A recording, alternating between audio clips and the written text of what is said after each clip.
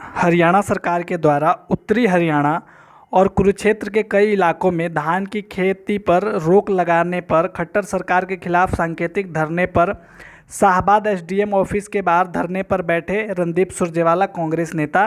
खट्टर सरकार दुश्मनी निकाल रही है और इसीलिए हमने आज ये निर्णय किया कि कोरोना की महामारी के चलते केवल 4 आदमियों का सांकेतिक धरना पर मैं, मेरे भाई अनिल धनतोड़ी और कांग्रेस के दूसरे किसान साथी बैठेंगे। सवाल ये है, खट्टर साहब, आपने एक फरमान जारी कर दिया कि शाहबाद में 50,000 एकड़ भूमि पर, कुरुक्षेत्र जिले में 1,39,000 एकड़ भूमि पर, कैथल जिले में 1,35,000 एकड़ भूमि पर अब किसान धान की खेती नहीं कर सकेगा। ये काम तो अंग्रेज ने भी नहीं किया। किसान धान की खेती नहीं करे तो क्या करे?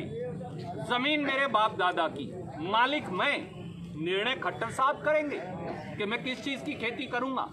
इस जाबर जालिम सरकार ने ये 9 मई 2020 को एक काला आदेश, एक काला अध्याय कानून का जोड़ दिया।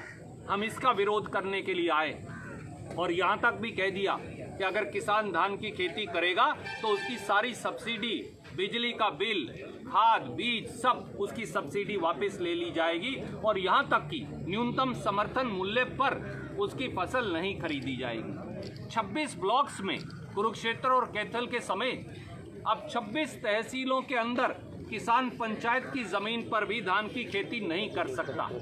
वो किसान जिसके पास जमीन नहीं है और जो पंचायती जमीन पट्टे पर लेकर खेती करने के लिए आश्रित है, वो कहाँ जाए?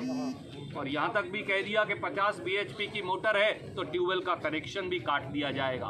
हमारी सीधी सीधी ये मांग है, एक तरफ आपने दादूपुर नलवी रिचार्ज कैनाल जो शाहबाद तक आती है उसे मूंदने का आदेश किया।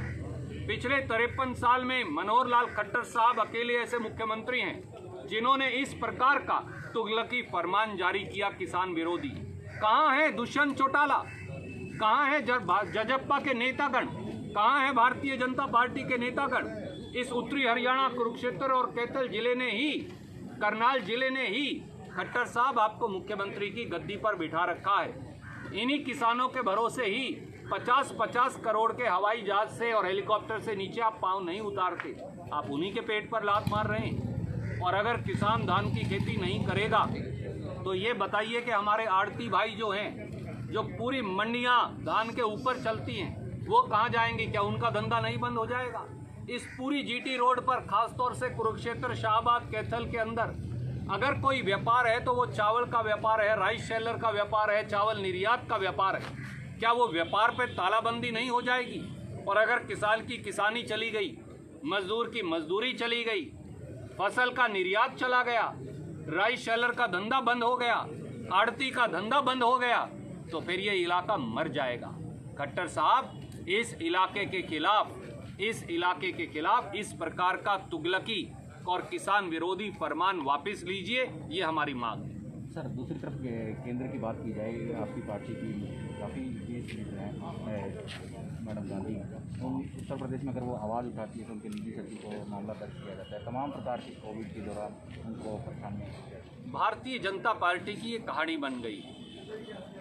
लाखों करोड़ों मजदूर सैकड़ों हज़ारों किलोमीटर पैदल चलकर वापस जा रहे हैं उत्तर प्रदेश, बिहार, उड़ीसा, पश्चिम बंगाल। सरकार की जिम्मेवारी थी उन्हें बस देती या निःशुल्क रेल किराए पर लेकर जाती।